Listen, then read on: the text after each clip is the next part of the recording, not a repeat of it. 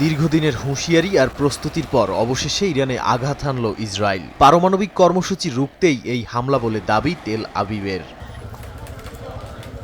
শুক্রবার স্থানীয় সময় ভোররাতে শুরু হয় ইসরায়েলি সামরিক বাহিনীর অভিযান রাইজিং লায়ন। কয়েক দফায় বিমান হামলায় কেঁপে ওঠে ইরানের রাজধানী তেহরান সহ পারমাণবিক স্থাপনাগুলো। লক্ষ্যবস্তু ছিল Tehran, Tabriz, Isfahan, Hamedan, Ahvaz, Khorramabad, Kermanshah, Qasre Shirin, Natanz ও ফোর্ডোর পারমাণবিক সমৃদ্ধকরণ কেন্দ্র, ব্যালিস্টিক ক্ষেপণাস্ত্র কারখানা এবং সামরিক ঘাঁটি। রাতভর তেহরানের বিভিন্ন আবাসিক এলাকায় বিস্ফোরণ হয়, নিহত হন সাধারণ মানুষও। রাজধানী জুড়ে ছড়িয়ে পড়ে আতঙ্ক।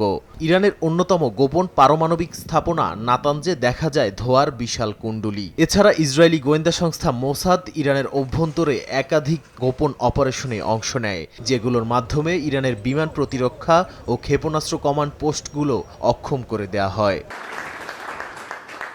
যুক্তরাষ্ট্র এ হামলার সঙ্গে সম্পৃক্ততা অস্বীকার করলেও আগে থেকেই হামলা চালানোর কথা জানতেন বলে জানিয়েছেন মার্কিন প্রেসিডেন্ট ডোনাল্ড ট্রাম্প। এমনকি ২৪ ঘন্টা আগে থেকে ইরানের আশপাশে মার্কিন সেনাদের ট্যাঙ্ক দেখা যায় বলে জানা গেছে।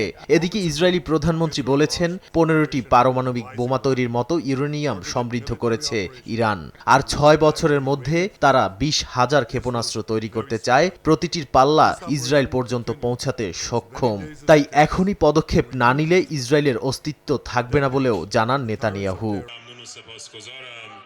এই অভিযানে নিহত হয়েছেন ইসলামিক রেভলিউশনারি গার্ডস কর্পস আইআরজিসির প্রধান হোসেইন সালামি, ইরানের সামরিক বাহিনীর প্রধান মোহাম্মদ বাঘেরি। এছাড়া ২ পারমাণবিক বিজ্ঞানী ফেরেদুইন আব্বাসি দাওয়ানি ও মোহাম্মদ মেহেদি তেহরানচিও আছেন নিহতদের তালিকায়।